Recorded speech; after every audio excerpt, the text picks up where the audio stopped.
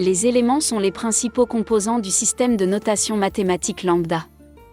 Il s'agit d'éléments, symboles, opérateurs, fonctions, marqueurs d'attributs, etc. Les éléments peuvent être uniques ou avoir une structure ouverte-fermée, également ouverte-intermédiaire-fermée dans certains cas. Les éléments ouverts-fermés contiennent, par emboîtement successif, d'autres éléments et il est ainsi possible de représenter de manière unique toutes les constructions mathématiques. La structure est une arborescence. L'élément principal, arbre, a sa propre structure et contient des objets, branches, qui sont à leur tour structurés pour contenir d'autres objets.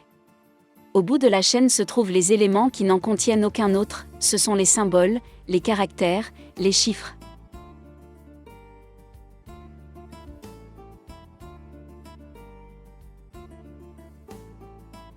Les structures à marqueur unique n'ont évidemment qu'un seul marqueur, appelé étiquette, qui peut toutefois jouer différents rôles selon la façon dont il est relié à d'autres objets.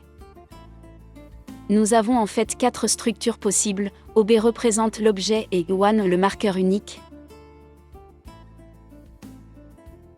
A1, typique d'un symbole ou d'un caractère unique, analogue au token MathML.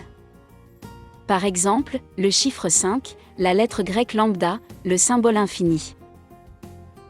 Ils ne sont reliés à aucun objet. A2 ONE OB1. Le marqueur ONE précède l'objet. Il s'agit généralement de marqueurs d'attributs ou d'opérateurs qui n'agissent que sur l'objet suivant. Exemple, la logique non.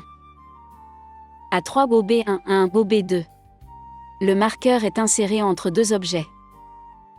Par exemple, il peut s'agir d'un opérateur binaire lorsque le premier objet et le second sont définis sans ambiguïté, même sans avoir besoin de marqueurs supplémentaires.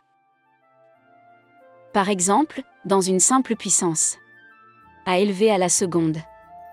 Nous aurons base 1 exposant. Même une opération arithmétique courante, par exemple, une somme, est de ce type. A plus B, A plus B. A4 OB1 ONE. Le marqueur suit l'objet. C'est, par exemple, le cas d'une factorielle. La structure ouverte-fermée est très courante.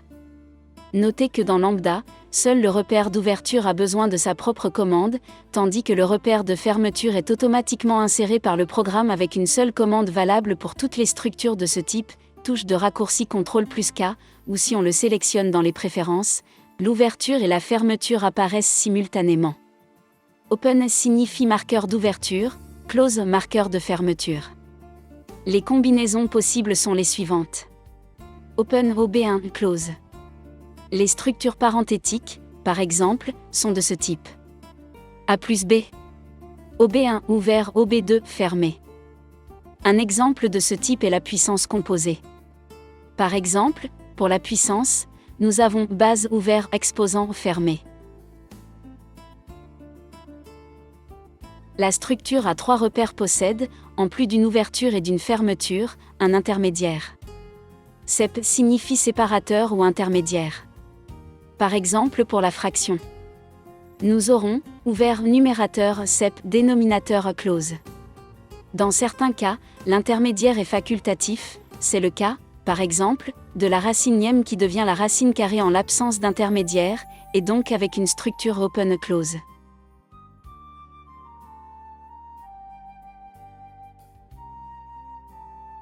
Par exemple, racine cubique de 30 à 3 a le séparateur. Ouvert index sep radicateur et close. Donc en entrant les valeurs. Ouvert 3 sep 30-3 close, une racine carrée aurait pu être indiquée avec index égal 2 mais aussi, plus simplement, en omettant index et séparateur. Racine 2, A plus B. Ainsi, l'entrée des valeurs peut être ouvert 2 sep A plus B close. Mais mieux. Ouvert A plus B close. Certaines structures peuvent avoir 2 séparateurs. C'est le cas, par exemple, de l'intégrale définie.